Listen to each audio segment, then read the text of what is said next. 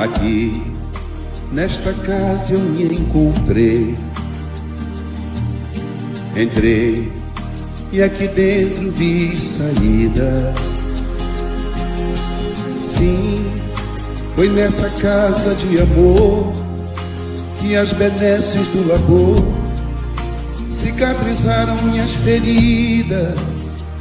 Depois de muitos e muitos passes, estudo e a água da paciência, religar e religuei, filosofiquei, tomei ciência.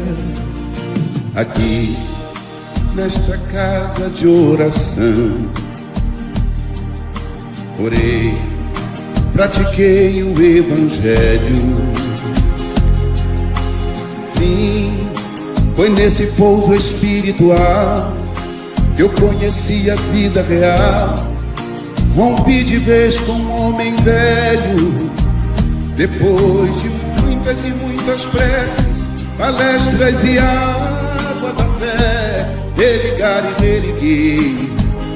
A casa, quando é santa, é posto de emergência, hospital de alma, dissipando dores, transcendentes traumas, frente de serviços que a todos levanta, pronto atendimento de Deus, oh Santa Casa Santa. Eu fiz amigos do peito, pessoas com quem posso contar. Atendimento fraterno, culto do Evangelho no lar. Sim, nessa oficina de Jesus, chorei cantando quanta luz, com as vibrações desse lugar. Depois de muitas e muitas quedas, me fortalecendo na fé, religar e reerguer. A casa, quando é santa, é posto de emergência, hospital de alma, dissipando dores, transcendentes traumas, frente de serviços que a todos levanta, pronto atendimento de Deus, oh Santa Casa Santa. Por isso canto e dou graças a Deus, secando lágrimas nos olhos meus. Depois de muitas e muitas preces, palestras e água da fé, religar e reerguer. Toda casa, quando é santa, é posto de emergência, hospital de alma, dissipando dores, transcendentes traumas, frente de serviços que a todos levanta, pronto atendimento de Deus, oh Santa Casa Santa. Posto de emergência, hospital de almas, dissipando dores, transcendentes traumas, frente de serviço que a todos levanta, pronto atendimento de Deus, Santa Casa Santa. Frente de serviços que a todos levanta, pronto atendimento de Deus, Santa Casa Santa.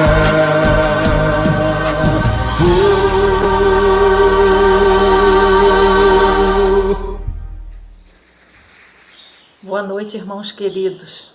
Nova oportunidade de estarmos juntos, e é com muita alegria. Esses nossos encontros têm sido grandes oportunidades que nos têm chegado.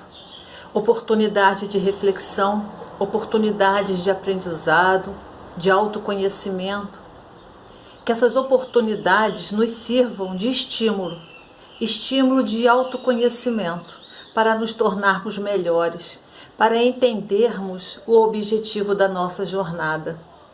E na noite de hoje, nós temos a feliz visita da nossa irmã Denise Correia. Ela é do Centro Espírita Seara Fraterna, no Rio de Janeiro. E ela vem conversar conosco sobre o tema Esperança e Vida, que é muito propício para os dias de hoje, em que muitos irmãos estão desesperançosos. Mas é muito bom esse tema. E para a leitura de abertura, eu escolhi um texto do livro Vinha de Luz. É um texto intitulado Esperança. É a lição número 75. E ela inicia com uma frase de Paulo, que está na carta aos Romanos, capítulo 15, versículo 4, que diz assim: porque tudo que dantes foi escrito para nosso ensino foi escrito, para que pela paciência e consolação das Escrituras tenhamos esperança. E sobre essa frase de Paulo, Emmanuel discorre para a gente. A esperança é a luz do cristão. Nem todos conseguem, por enquanto, o voo sublime da fé, mas a força da esperança é tesouro comum. Nem todos podem oferecer, quando querem, o pão do corpo e a lição espiritual, mas ninguém na terra está impedido de espalhar os benefícios da esperança. A dor costuma agitar os que se encontram no vale das sombras e da morte, onde o medo estabelece atritos e onde a aflição percebe o ranger de dente nas trevas exteriores. Mas existe a luz interior, que é a esperança.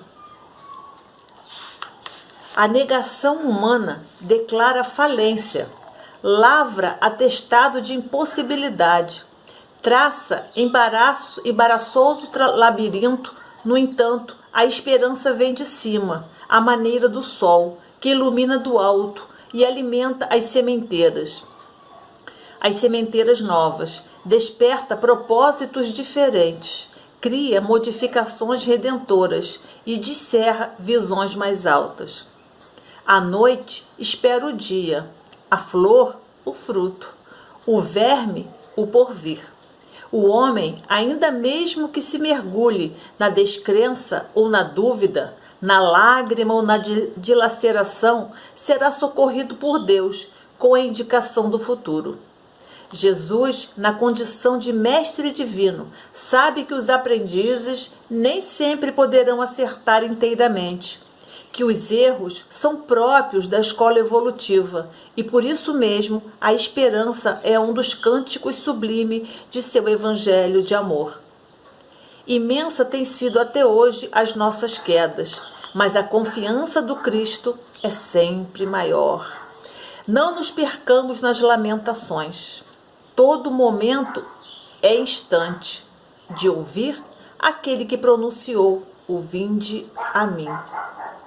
Levantemo-nos e prossigamos, convictos de que o Senhor nos ofereceu a luz da esperança, a fim de acendermos em nós mesmos a luz da santificação espiritual.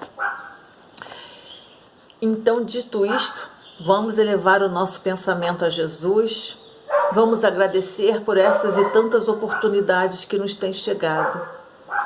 Mestre querido, muito obrigada, Senhor, por mais uma noite aqui estarmos juntos. Junto a Ti, Senhor, onde Te recebemos, Mestre, através das palavras que nos chegam, através dos Teus ensinamentos. Que eles possam fazer, Senhor, morada em nossos corações, nos dando ânimo, esperança e estímulo de seguir adiante. Permita, Mestre querido, que a nossa irmã possa ser envolvida pela Tua luz, pela Tua paz e receba a assessoria dos trabalhadores do bem. Continue conosco, Senhor, hoje e sempre, graças a Deus. Graças a Deus, meus irmãos. Vamos então ao estudo da nossa irmã Denise Correia.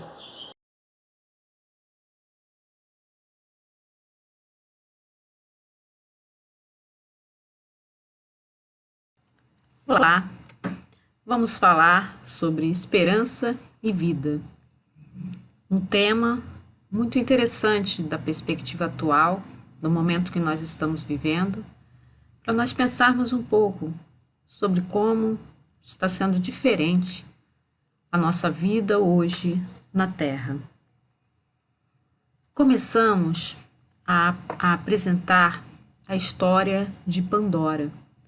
Sabemos que os mitos gregos são todos relacionados uns aos outros. Podemos começar a história de Pandora falando de Prometeu. Prometeu tinha roubado o fogo dos deuses e presenteado os homens. E isso deixou Zeus muito furioso com ele, querendo vingar-se. Então Prometeu chamou o seu irmão Epimeteu e disse a ele: não aceite nenhum presente vindo de Zeus, porque pode ser uma vingança. E Zeus realmente estava pensando numa vingança. Ele manda forjar uma mulher lindíssima e pede aos outros deuses para ensinarem a ela, para darem a ela dons e ensinarem conhecimento, habilidades, para que se tornasse uma mulher irresistível. E dá a Pandora de presente a Epimeteu. Epimeteu se apaixona perdidamente e, dispensando os conselhos do seu irmão, casa-se com Pandora.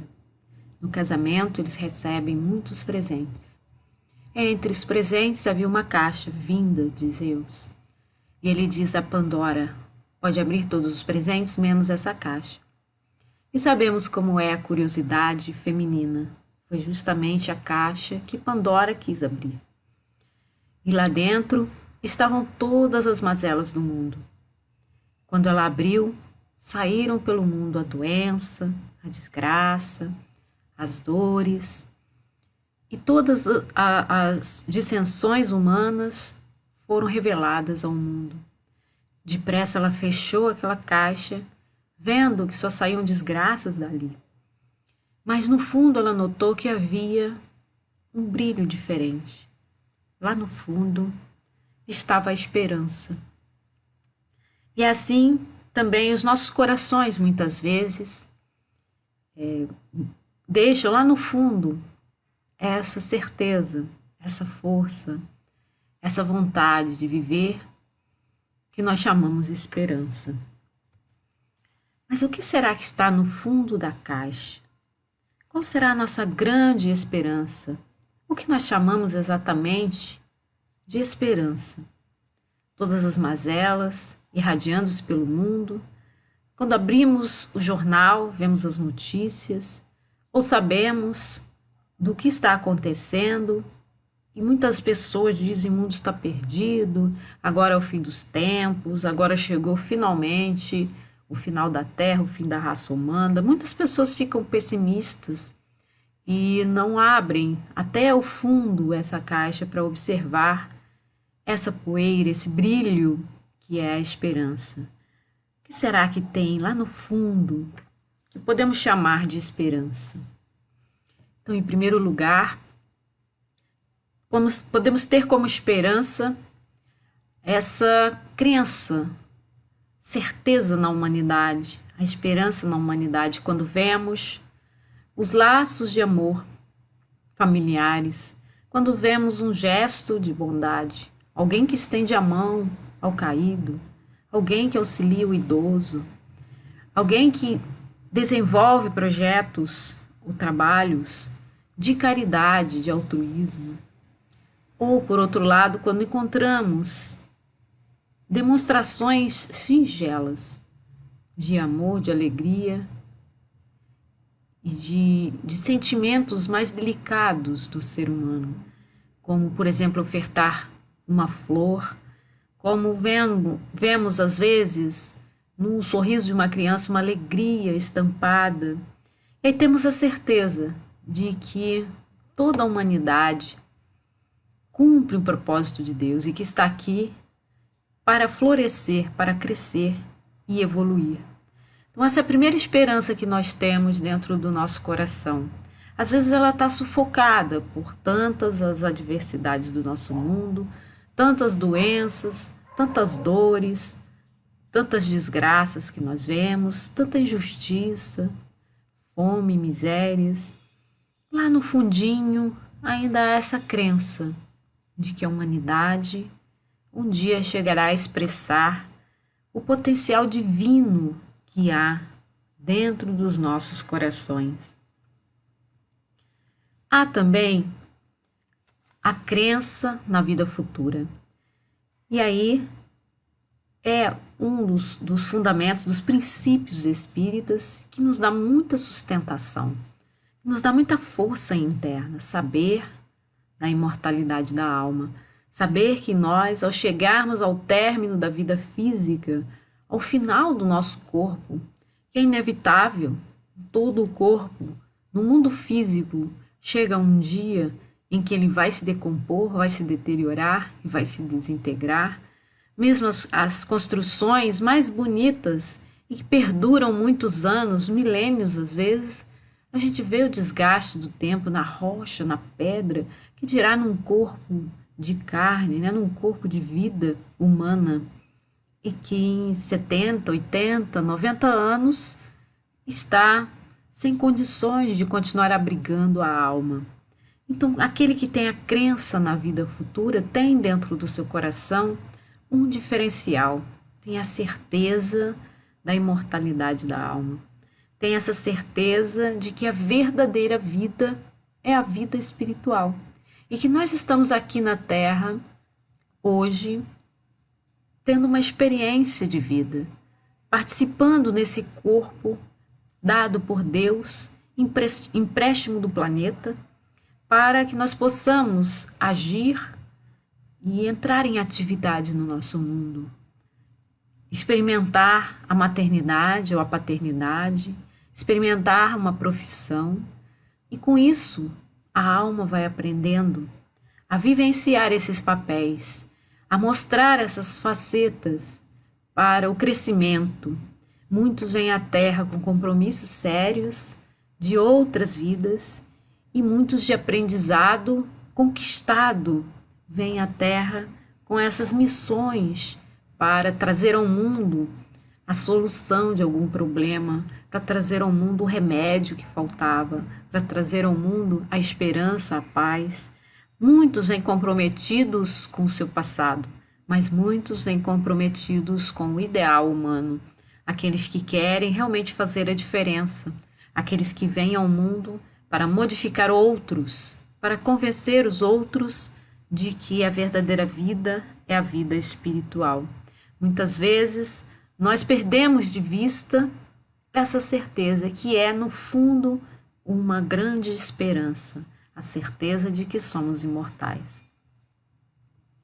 Allan Kardec pergunta aos espíritos, e nós vemos no Livro dos Espíritos, na questão 149, em que se transforma a alma no instante da morte. E os espíritos respondem de vários lugares do planeta, enviando a Allan Kardec o que ele compila e observa se as respostas são coerentes. Então, no que ele nos passou, da questão 149, os espíritos respondem que a alma volta a ser espírito, ou seja, retorna ao mundo dos espíritos que ela havia deixado temporariamente. Então, a noção de eternidade para nós é algo muito aquém da nossa mente poder alcançar, né? Nós não temos a noção da eternidade. Nós temos a noção do eixo do tempo, que para nós vai passando, as horas vão passando, os meses vão passando, os anos vão passando e vão nos deixando com os cabelos encanecendo, vão nos deixando com a pele enrugada e vão nos deixando com o corpo fragilizado. Essa é a nossa noção de vida. Mas a verdadeira vida, a vida do espírito, ela é eterna, ou seja, ela não tem fim. Então, cada vez que nós viemos ao mundo físico, é apenas um movimento temporal, um movimento de experiência em que temporariamente vivemos em um corpo. Depois somos libertos e voltamos a habitar o plano dos espíritos. Essa certeza íntima de que somos imortais nos dá muita segurança, nos dá muita esperança. a certeza de que a vida na Terra é temporária, de que tudo que tem aqui um dia vai acabar e que a nossa verdadeira vida é a vida espiritual. Vemos corriqueiramente todas as semanas, né, em que ocorrem as reuniões mediúnicas, o intercâmbio com o mundo invisível. E a cada semana, vários e vários médiuns nos dão as notícias do mundo espiritual, às vezes por cartas psicografadas e às vezes por comunicações psicofônicas, revelando-nos como é intenso o trabalho também de socorro no mundo espiritual daqueles que não têm conhecimento de que são espíritos imortais e de que o corpo físico terminado não termina a sua vida. Então essa certeza nos dá muita força e todas as semanas nós vivenciamos isso nas mesas mediúnicas e trazemos do mundo espiritual essas recordações, né, de que há espíritos do outro lado, no lado do invisível, e que eles nos trazem as informações do que há do outro lado e que também nos revelam as suas ações de caridade com os que estão ainda na ignorância de si mesmos, que não têm essa crença ou que nunca souberam disso em sua vida, encarnados. Fica só aquela inspiração interna, aquela suspeita que não chegaram a comprovar ou a estudar, e lhes dá uma profunda confusão ao chegarem no mundo espiritual. Então, essa certeza íntima de que há a vida espiritual, de que somos espíritos imortais, nos transforma por dentro, nos modifica, nos dá uma força muito grande para crescer e para evoluir. Ainda Allan Kardec, em Obras Póstumas, ele nos fala sobre a verdadeira vida. A vida espiritual é a vida normal, a vida corpórea é uma fase na vida do espírito, sempre nos comprovando essa certeza e essa perspectiva da imortalidade. A imortalidade é a nossa grande esperança. A esperança de que sempre haverá uma chance para retornarmos à Terra, mas que quando cumprirmos tudo o que precisamos cumprir no mundo físico, estaremos finalmente livres num corpo totalmente diverso do corpo material, num corpo incorpóreo, né? Naquele que a gente chama de corpo espiritual ou corpo etéreo, aquele que não é propriamente um corpo, né? É só a emanação capaz de abrigar a consciência, que nós chamamos, né, de corpo glorioso, nas religiões chamam de corpo glorioso, corpo mental, aquele que abriga o espírito, aquele que é capaz de aproximar-se do planeta Terra e buscar na matéria física a organização para vir aqui e para materializar-se, nascendo em um corpo físico. E quando eu descubro que eu sou um espírito imortal e que eu deixo essa perspectiva pequena, materialista do mundo físico, de que quanto mais eu tiver coisas materiais, mais importante eu serei, eu amplio a minha visão. É como se eu estivesse abrindo a minha consciência para o que nós somos realmente, espíritos, na vida incorpórea, na vida do espírito, na vida verdadeira, naquela em que todas as confirmações vindas do mundo sutil nos transformam internamente nos seres que nós verdadeiramente somos, quando nós fixamos em nossa consciência, como nós fixamos a mente em nossa imortalidade, temos essa certeza dessa liberdade, de não mais estarmos tolhidos pela matéria física, de não mais estarmos influenciados pelo clima, pelo calor intenso, pelo frio intenso, de não mais sofrermos as vicissitudes. O corpo físico é tão frágil, né? Como diz André Luiz, que apenas uma agulha, um alfinete é capaz de perfurar. Mas ao mesmo tempo ele é tão forte.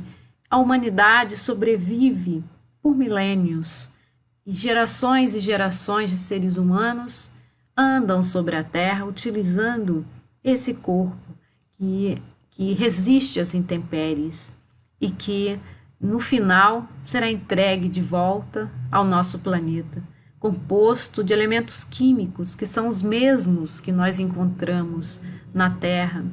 E esses elementos químicos vão se decompor no final para voltar a alimentar o ciclo da vida.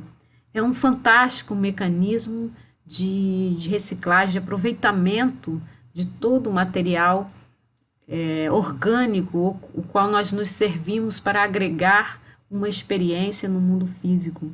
Um trabalho incrível da espiritualidade, de organizar os espíritos que precisam renascer como pais, mães, como afetos, aqueles desafetos que são encaminhados para o nosso caminho, para que possamos nos reconciliar com eles.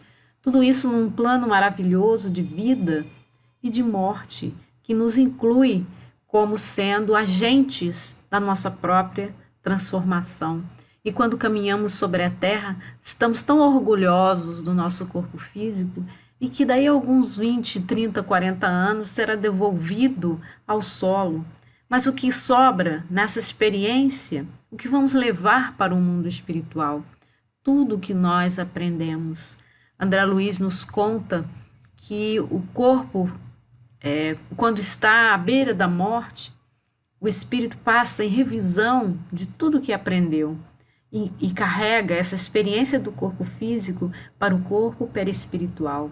Então, o nosso perispírito, ele contém a memória de tudo que nós já vivemos, nessa e em outras vidas. E essa memória que vai organizar o novo corpo que vamos habitar, trazendo para nós tudo o que nós precisamos, segundo a justiça divina, experimentar. Então, muitas vezes, nós ficamos muito chocados com a quantidade de mortos, com a quantidade de adversidades do nosso mundo, de doença, de violência, uma característica do mundo de provas e de expiação, que muitas vezes nós nos sentimos que Deus é injusto, sentimos que todas essas dores acontecem sem um motivo e ficamos muito tristes, acabrunhados, pensando sobre isso. Na verdade, esse é o cenário, é o palco da nossa transformação, para nós aprendermos a sermos pessoas melhores, para nós aprendermos a conviver em paz, para nós aprendermos a criar algo melhor. Se queremos vivenciar um mundo melhor, vamos começar essa transformação de dentro para fora. Vamos começar abrindo o nosso coração. Vamos começar observando onde está a poeirinha, que é a esperança, que está no fundo da caixa. Aqui tem duas frases do Mestre Jesus, uma que está no quadrinho, onde ele está sorrindo, onde diz: eu vim para que tenham vida e que a tenham em abundância. E a outra que fala que todo aquele que vive e crê em mim nunca morrerá. Toda a fala do Mestre Jesus, ela revela esse cunho de esperança e esse conceito de vida no sentido da vida espiritual, no sentido da vida plena, da vida do espírito, a verdadeira vida. Então, toda a fala dele nos revela como essa característica do mundo espiritual que ele vinha trazer em abundância para o nosso mundo. Então, imagina ele trazer para nós essa alegria interna de estarmos aqui encarnados e de comungarmos com Deus os nossos pensamentos em oração e de sabermos que temos o potencial de nos abrirmos para esse amor que transforma. Então, vemos ao nosso redor tudo o que cresce e vive também na terra. Então, quando olhamos para a flor que desabrocha, quando olhamos para o animalzinho que corre, quando olhamos até mesmo para a água, né, de um rio, de uma nascente, ou a água do mar batendo, ou a altura das montanhas, o azul intenso do céu, e vemos Deus cuidando de tudo isso, nos dá uma profunda esperança na humanidade, uma profunda fé na humanidade e na verdadeira vida, que é aquela que se multiplica na Terra e que se perpetua pelo tempo. E aí, lembrando de Francisco de Assis, que via em todas as coisas do mundo os seus irmãos, e ele chamava o sol, a luz, os pássaros, as estrelas de seus irmãos, porque ele percebia ali a verdadeira vida, que era a vida divina, gloriosa, emprestada por Deus para que nós possamos experimentar essa nossa encarnação na Terra. Então, as duas frases, elas nos revelam essa profunda esperança do Cristo no coração humano, a profunda esperança na humanidade, acreditando que nós podemos viver com abundância, que nós podemos esbanjar os bens que são de Deus, usando-os com consciência. Por enquanto, nós vemos o homem ainda muito infantil, como o filho pródigo, esbanjando os bens da natureza concedidos por Deus, sem consciência, sem responsabilidade, simplesmente usando porque existe em abundância. Mas, na verdade, todo ser humano é um cuidador da natureza. Ele veio para cá, para a Terra, para ter esse cuidado de preservar, porque nós temos a inteligência, nós temos o que é de mais profundo, mais elevado, superior na Terra, que é a inteligência. O fogo que Prometeu roubou dos deuses e deu aos homens. Então, por meio da nossa mente, nós podemos criar formas de cuidar da natureza, de cuidar de tudo que tem na Terra, em nome de Deus. Então, essa é a nossa grande transformação. Nesse mundo em que vemos apenas o egoísmo, em que vemos a exploração, em que vemos muitas pessoas, como o filho pródigo, esbanjando os bens que são de Deus. E aí a maturidade é preciso que tenha esse olhar para dentro de nós mesmos, para encontrarmos uma forma de utilizarmos os recursos naturais com consciência, com inteligência, para que eles continuem provendo em abundância a nossa vida no nosso planeta. E aí eu separei uma parte do Evangelho segundo o Espiritismo que nos fala que a felicidade não é deste mundo e nos mostra mais uma vez essa face da esperança que está no mundo sutil, no mundo espiritual. Então, embaixo eu coloquei esperança nas aflições. O Espiritismo nos dá subsídios para compreendermos a esperança no sentido da vida futura. O Espiritismo nos mostra que a vida futura é a verdadeira vida.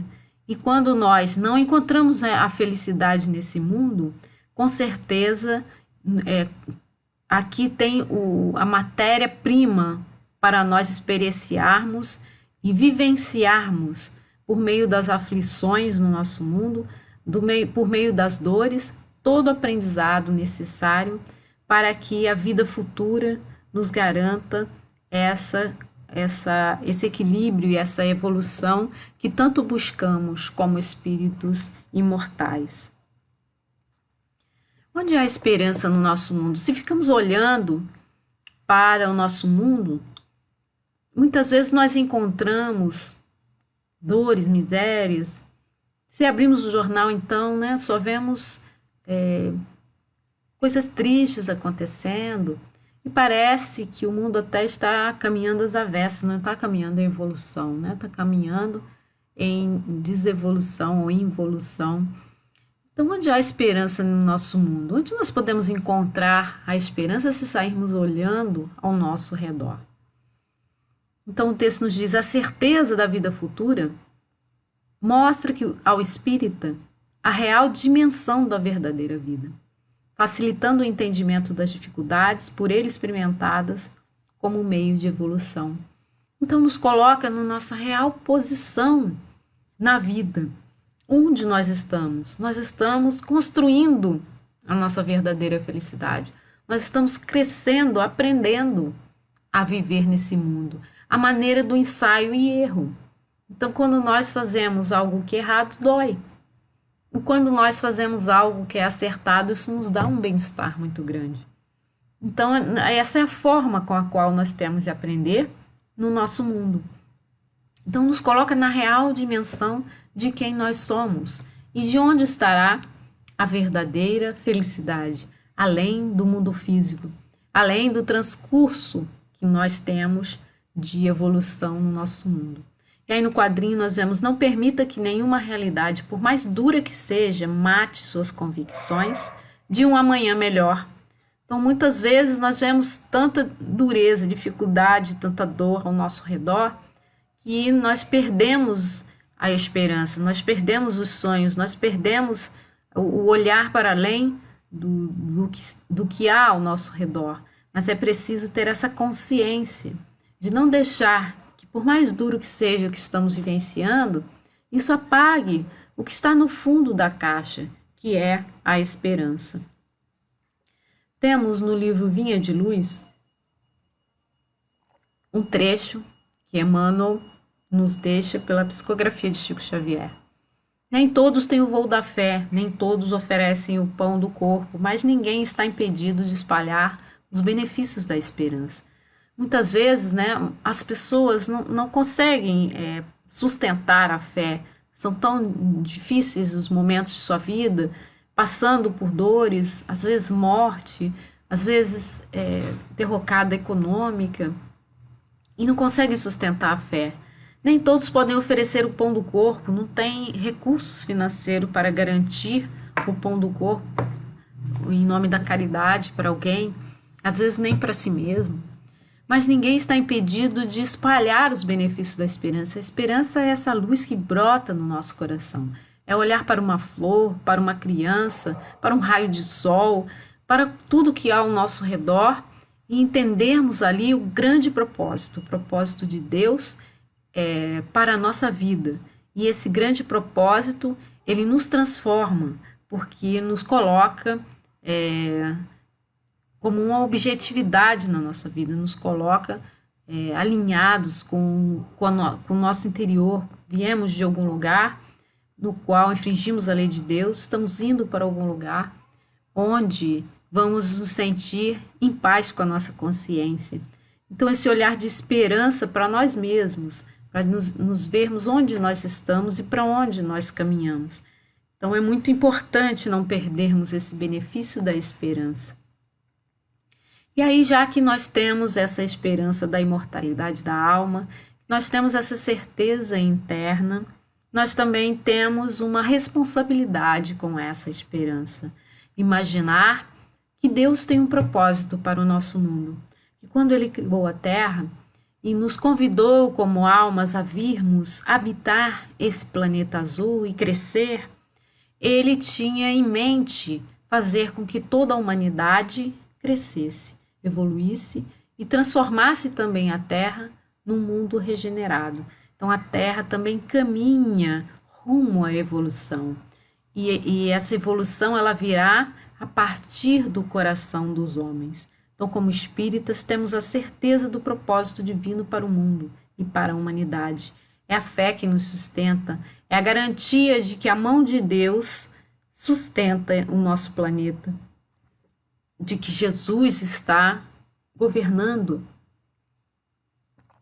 e está no comando do nosso mundo. E que há um propósito maior para tudo isso que nós vivemos. E é Deus que sabe desse propósito. Os tempos são os tempos de Deus, o tempo de começar, o tempo de acabar. Então, muitas vezes ficamos em casa entediados porque estamos presos por causa da pandemia, não podemos sair e nos sentimos revoltados. Mas esse tempo é um tempo de Deus, é um tempo que Deus está nos pedindo para refletirmos, para sossegarmos um pouco, para serenarmos nosso coração, para olharmos para dentro de nós mesmos. É um tempo que a Terra, como planeta, precisa para respirar. Nós estávamos sufocando o planeta com tantas viagens, tantas poluição, estávamos fazendo muito ruído no nosso planeta. E agora, com todos em casa, o planeta está respirando melhor, a poluição está diminuindo. Então, esses meses em que nós estamos isolados, está nos fazendo refletir sobre quem somos, sobre esse propósito maior que é para toda a humanidade, e nos coloca mais uma vez no nosso devido lugar, como seres imortais, como seres humanos, participando dessa grande jornada no planeta Terra, como almas vindas a convite de Jesus para servirmos a Deus e para crescermos aqui, transformando a nós mesmos. Aí coloquei algumas imagens que falam do nosso momento, né? Quarentena, isolamento, responsabilidade de todos. E a pessoa olhando ali pela janela, sozinha em casa. Coloquei essa pergunta aí: por que ocorrem as adversidades? E a gente pode ficar pensando, por que esse vírus agora? Por que fazer todo mundo ficar em casa? Por que nesse momento nós temos de parar tudo e ficar isolados? Por que acontecem essas coisas no nosso mundo? Sempre aconteceram, né? De tempos em tempos surge um vírus, uma praga, acontece uma catástrofe. Por que isso acontece no nosso mundo? Será que Deus está se vingando de nós? Será que nós fizemos tanta coisa errada e que agora estamos tendo de pagar por tudo isso? Não podemos pensar sim na lei de causa e efeito em que governa o nosso mundo, que é uma lei soberana, é uma lei de Deus, e que realmente quando nós infringimos essa lei, sofremos as consequências. Podemos pensar nisso. Podemos pensar também que muitas vezes nós não nos desenvolvemos no sentido de humanidade. Nós não nos unimos para socorrer aquele que é o mais necessitado. E isso causa um desequilíbrio no nosso mundo. Alguns não têm condição nenhuma de estarem bem fisicamente, de estarem alimentados, de terem o que é básico para a sua vida. E outros têm demasia. Isso gera um desequilíbrio muito grande no nosso mundo. Por que será que isso ocorre dessa forma? Para nós nos vermos, para nós nos enxergarmos como seres que caminhamos sobre a Terra, não mais como individualidades, como almas, mas sim no sentido coletivo, no sentido da humanidade como um todo, que é esse momento de isolamento. Temos de pensar mais no outro do que em nós mesmos. E isso é um movimento que nós não estávamos acostumados a fazer, mais no outro do que em nós mesmos. Pensarmos no coletivo, porque esse momento é um momento de introspecção. Essa é a oportunidade para o autodescobrimento. Então, nós, presos em casa, no isolamento social, sem podermos ver nem parentes, às vezes, muitas vezes nem nossos parentes não podemos sair da nossa casa para encontrar, e aí nos deparamos conosco mesmo, nossos hábitos, as nossas atitudes, e nesse grande espelho qual nós olhamos, nós estamos vendo uma grande sombra e que há muito tempo não víamos, porque estávamos distraídos com viagens, com passeios, nada contra viagens nem passeios, mas o nosso mundo estava em demasia voltado para o lazer sem propósito. E agora está todo mundo tendo de olhar para o espelho de si mesmo, está encontrando uma grande sombra. E está encontrando também, no fundo da caixa, esse brilho da esperança. Então, essa é a nossa chance de nos autodescobrirmos. É como se o próprio mundo estivesse falando para nós: desperta. É a hora de despertar. E aí eu coloquei 2 dos males que podemos enxergar não só em nós mesmos, numa perspectiva interna, mas também se nós olharmos coletivamente, se nós olharmos para toda a humanidade. O primeiro é o profundo egoísmo que o nosso mundo revela. Primeiro nós pensamos em nós mesmos, talvez em nossos familiares, aqueles que estão mais próximos, e não pensamos no outro. E muitas pessoas sofrem porque falta-lhes o que é básico. E agora nós estamos sendo forçados a pensar como coletividade.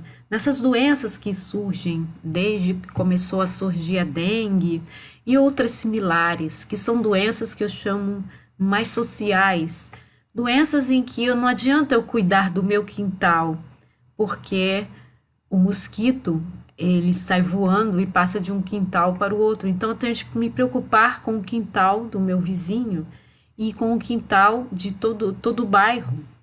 E aí nos amplia a nossa perspectiva, não é somente a mim mesmo, né, que eu preciso cuidar, mas sim pensar no outro.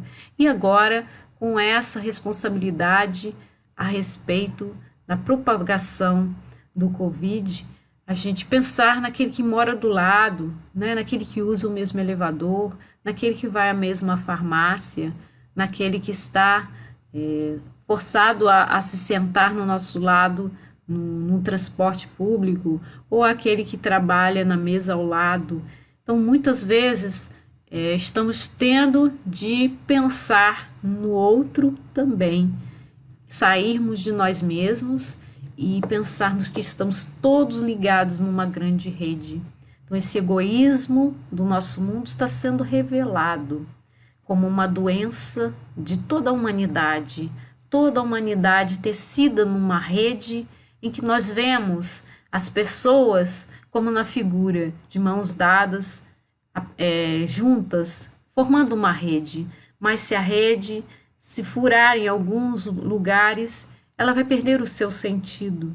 É assim como no organismo, nós vemos as células do organismo todas organizadas em função da vida daquele corpo. Mas se uma das células começa a armazenar para si muitas coisas, ela vai gerar um câncer. E nós temos socialmente o egoísmo como sendo um câncer. Nós temos a humanidade adoecida pelo egoísmo. E também das criações coletivas de medo. Há muitos e muitos anos nós participamos de noticiários, tem até agora aplicativos do WhatsApp de correntes de medo, né? Deixando que as mobilizações do medo nos toquem profundamente e ficamos ligados nessas questões que nos roubam a energia, criando esse monstro do medo, né? Medo de sair, medo de assalto, às vezes medos que paralisam, como o pânico, que há causas inúmeras internas da infância, mas que se revelam todas juntas, criando essas construções de medo. Então são duas faces do nosso mundo atual que nós enxergamos, o medo e o egoísmo, que são responsabilidades nossas, são responsabilidades humanas e coletivas.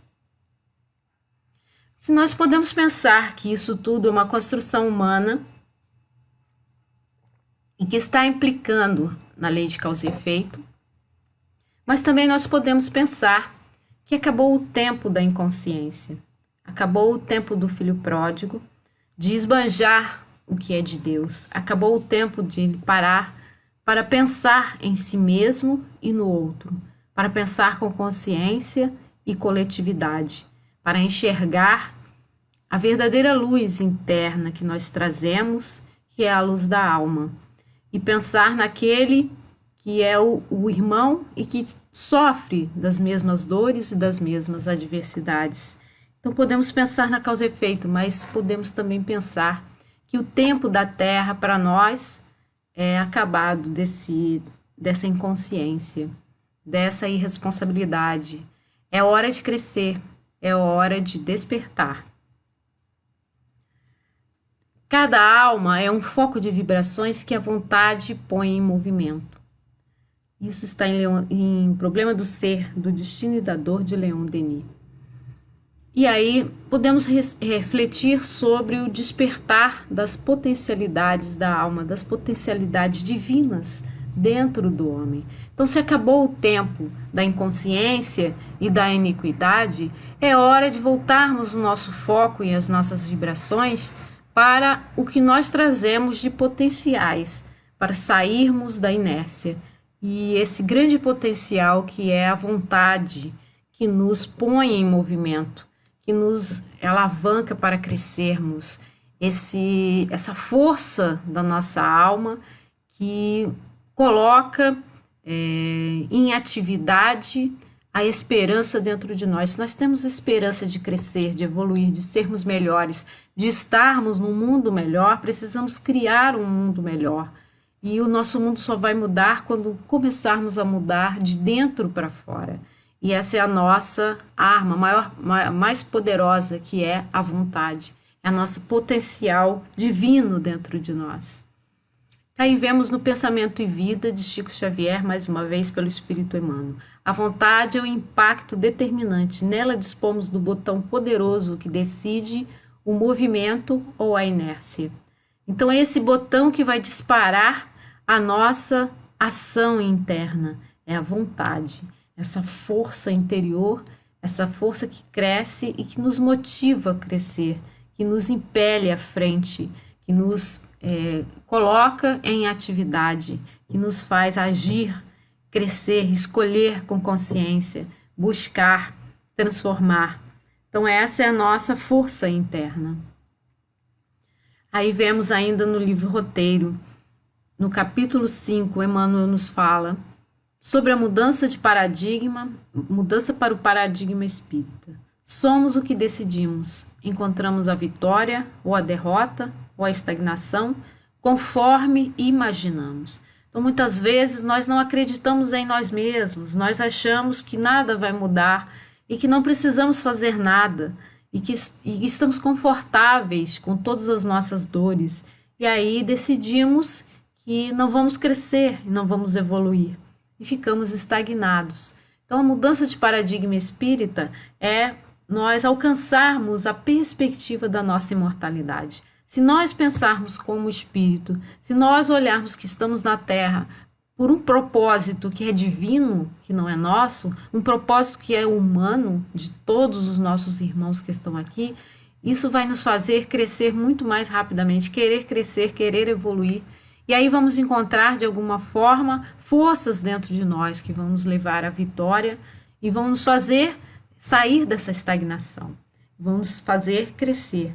Então, o nosso potencial é a vontade, mas tem outro potencial que nós trazemos também dentro de nós, que está no livro Roteiro, no capítulo 5, ainda pelo Espírito Emmanuel, que é a nossa força interna. A energia mental é o fermento vivo, que improvisa, altera, constringe, alarga, assimila, desassimila, integra, pulveriza ou recompõe a matéria em todas as dimensões. Então, essa força interna é o nosso poder mental, são as nossas criações mentais. É o fogo que Prometeu roubou de Zeus e deu aos homens. É o nosso pensamento, é a nossa capacidade de criar.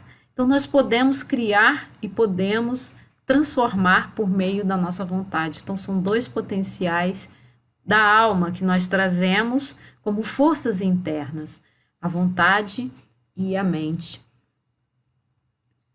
Aí vemos os filtros da esperança. A esperança é tão doce, tão suave, tão sublime, tão elevada, que ela nos faz enxergar com os olhos da alma a beleza da natureza. Aí nós vemos a flor mais brilhante e nós vemos toda a vida desabrochando. Aí nós achamos a beleza na vida, no trabalho, na família, em tudo que nos rodeia. Tudo fica com um brilho diferente, com um perfume diferente, como se estivéssemos colocando óculos coloridos para enxergar o nosso mundo. É esse perfume da esperança que nos transforma de dentro para fora. A esperança nos faz sentir que tudo que está ao nosso lado é necessário para que possamos nos tornar seres melhores. E muitas vezes, a esperança ela nos revela esse potencial de nós mesmos, de olharmos para dentro de nós mesmos. Então, olhamos para fora e vemos a beleza do mundo e olhamos para dentro de nós mesmos e encontramos esse brilho intenso que nos faz crescer e evoluir. Essa vontade, a característica da nossa mente ativa, que nos faz agir internamente e nos transformarmos. E ali algumas metas para o fortalecimento da esperança.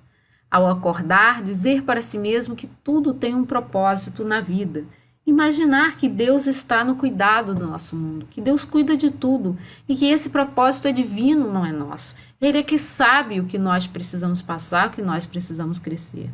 Compreender que o propósito de cada situação. Então, tem algum projeto pedagógico para nós crescermos e aprendermos com aquilo que nos acontece. Então, nada está na nossa vida para nos fazer sofrer de graça, né? Tudo que acontece tem um propósito, esse propósito é divino. E ele está colocado ali exatamente para nos fazer, nos enxergarmos e crescer. Visualizarmos tudo que nós queremos atingir como seres espirituais, né? Como espíritos imortais. O que eu vim cumprir na Terra? Eu vim ser mais justo, eu vim ser mais honesto, eu vim ser mais bondoso, eu vim ser mais caridoso. Exercitar essas forças internas da alma que nós trazemos para crescer e evoluir. E respeitar o nosso próximo. Nós compreendemos que há vários níveis de evolução e várias pessoas aprendendo de formas diferentes, respeitar as posturas, as opções, respeitar a forma de ser de cada um. E que nunca nos falte esperança a quem tem sonhos maiores que a própria vida. Então nós temos esperanças e vamos construindo os nossos sonhos, vamos crescendo, maiores que a própria vida física, englobando a vida do espírito. E aí a esperança e a vida. Quando vemos uma plantinha que nasce num solo árido e pensamos, ali não vai nascer nada, ali é terra, areia pura, seca, não vai nascer nada. E assim também como dentro de nós, muitas vezes nós olhamos e achamos que nós somos por demasiado secos, ou estamos por demasiado irritadiços, ou estamos sem paciência e raivosos, e vamos vendo que ali não vai nascer nada, mas no fundo a sementinha da esperança está lá. E começa a brotar, e a vida começa a aparecer, e vivifica tudo o que tem ao redor. Então veja a plantinha que cresce e se torna verde no meio do solo árido. Então isso é característica da esperança na vida, a esperança na humanidade, a esperança no nosso mundo. É a certeza de que estamos aqui sob os cuidados de Deus, de Jesus e dos mestres espirituais. E ali a esperança e o amor. Na fala do Mestre Jesus, encontramos sempre essa proposta amorosa, esse convite irrecusável de segui-lo e de encontrar nele esse consolo, esse apoio, esse abraço carinhoso, né? Amélia Rodrigues nos diz, ele semeou a esperança e acenou aos sofredores as possibilidades de ventura mediante a experiência do amor. Então ele sempre nos coloca, quando diz, vinde a mim todos os que sofrem, quando diz, amai-vos uns aos outros como eu vos amei, quando diz que nós somos deuses. Então toda a fala de Jesus é uma fala de esperança, é uma fala luminosa que ecoa até os dias de hoje nos corações daqueles que nele acreditam. Assim como ele disse, né, que aquele que crê em mim viverá a vida eterna. Como ele deu a água da vida para a mulher que estava no poço e levou até ela essa certeza da vida, de que aquele que bebe dessa água, né, que tem essa certeza interna, que compreende a lei sutil do amor, nunca mais terá sede. É aquele que traz dentro de si esses instrumentos de transformação, que tem essa força da vontade, que usa a sua mente, que distribui com amor e vive nessa abundância a qual ele se refere. E aí, finalizando, a gente retoma essa fala dele, do Mestre Jesus, sobre a verdadeira vida. Eu sou a ressurreição e a vida. Quem crê em mim, ainda que esteja morto, viverá. E todo aquele que vive e crê em mim, nunca morrerá. Então, imaginando, essa fala ele disse junto a Lázaro, quando ele foi, chegou e Maria e Marta vêm recebê-lo, e Lázaro já tinha sido sepultado e estava há 4 dias sepultado, e ele diz, ele vive. E aí nós ficamos pensando, né, o que ele queria dizer com ele vive. Ele estava pensando na vida eterna. E ele olha para aqueles corações amados, que ele amava Marta, amava Maria, amava Lázaro, e pensando na vida eterna, na vida verdadeira, na vida do Espírito. E olha para eles e diz, ele não está morto. E nós não sabemos se ele estava consolando ou se ele estava revelando a verdade, que é a verdadeira vida. E vai até o sepulcro e chama Lázaro de volta. Então essa é a grande esperança que nós temos, a verdadeira vida. Essa é a grande esperança que está dentro de nós, a crença na humanidade. Essa é a nossa grande esperança de que nós vamos nos transformar e vamos derrotar o nosso inimigo pior interno, que é o egoísmo. Então Jesus, nosso modelo e guia, o guia da humanidade, aquele que nos dá a ideia da esperança e da vida. E aí ele mais uma vez dizendo, vinde a mim todos os que estão cansados e eu os aliviarei. Então ele nos chama a passear nesse jardim florido e perfumado. Ele nos convida a irmos com ele e depositarmos sobre ele os fardos que nós carregamos e que achamos que estamos muito repletos de dores. Depositamos essas dores nas mãos amigas do Cristo e damos a ele um abraço, e ele nos convida a esse alívio, a esse consolo interno. E ele diz que o jugo dele é suave, que o jugo é leve. Esse jugo leve e suave é o jugo do amor. O amor vai de dentro para fora nos transformando. E aí podemos encontrar no fundo dos nossos corações, no fundo da caixa, a esperança.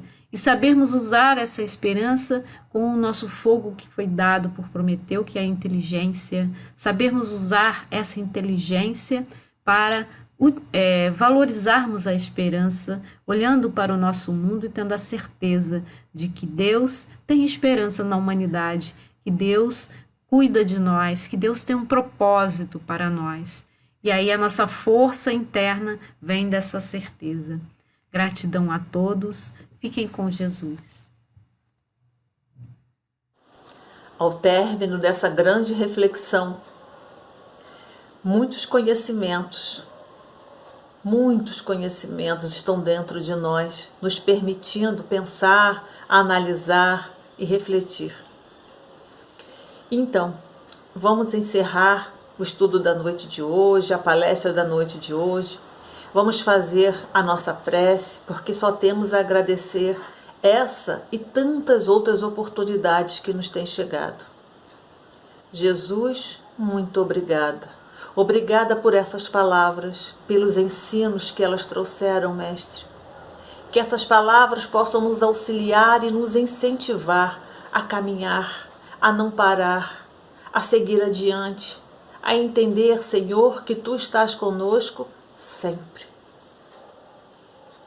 Permaneça conosco, Mestre, nos envolvendo, nos amparando e continue, Senhor, nos dando novas oportunidades de nos tornarmos melhores hoje do que fomos ontem. E assim, Senhor, pedimos a Tua permissão para encerrarmos mais uma noite de estudo. E assim, Senhor, Te damos muitas graças por essa grande oportunidade. Muito obrigada, meu irmão, por estarmos juntos. Uma boa noite, uma noite tranquila, um sono reparador e oportunidades renovadas de trabalharmos.